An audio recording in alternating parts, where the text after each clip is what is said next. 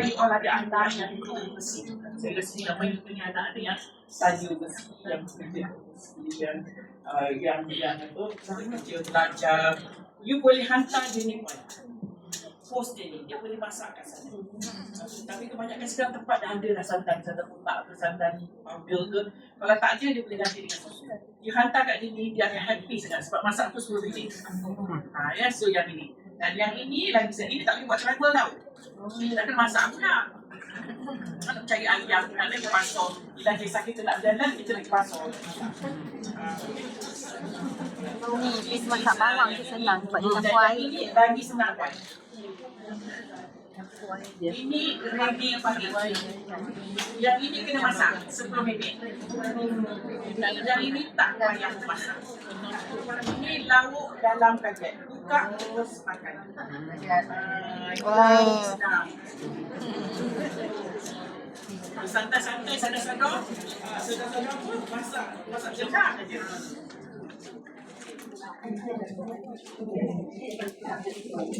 Yang ini ready to eat. Yang tadi ni ready to taste. Dah kan? Puan kena masak. Yang ini terus makan. Panaskan yang kuat. Nak panas boleh, tak nak panas boleh. Sebab kita bukan frozen food. Kalau frozen food dia kena panas. Kalau macam ini tak payah panas. Ini maksudnya kalau puan travel, mana nak cari microwave? Tak ada. Kalau kita pergi overseas, Duduk hotel ke kan? mana nak cari microwave? Tak ada. Hotel tak ada sediakan microwave. Jadi macam mana nak makan? Boleh terus makan. Ataupun rendam dalam air panas. Dia ni boleh tahan panas. Ya, sudah masuk dalam air panas. Tapi kalau malas, tak payah buka terus makan aja. Ya. Tak payah pindah dalam mangkuk pun boleh. Tinggal. Kalau kita dah pergi luar negara, mana macam mangkuk. Betul tak? Buka boleh turun makan, ambil je dengan suku. Tak nak ambil dengan suku jemput turun pun boleh. Yang ini rendang padang, yang ini rendang untuk harga dia RM38. Boleh. Sekarang ni boleh makan dalam berapa orang, kadang-kadang seorang boleh makan ni. Kan? Tak pulang kan?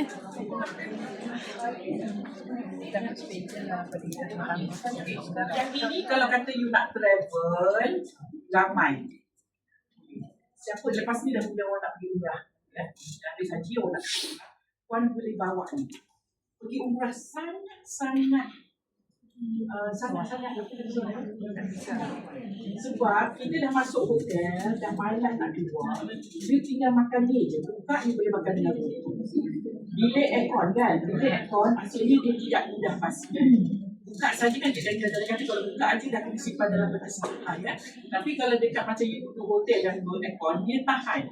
Saya pernah ada ramai juga yang bawa makanan saya, tahan dia kata kat saya dah. Buka 4 hari, 5 hari pun masih boleh makan lagi dengan suami. Ya.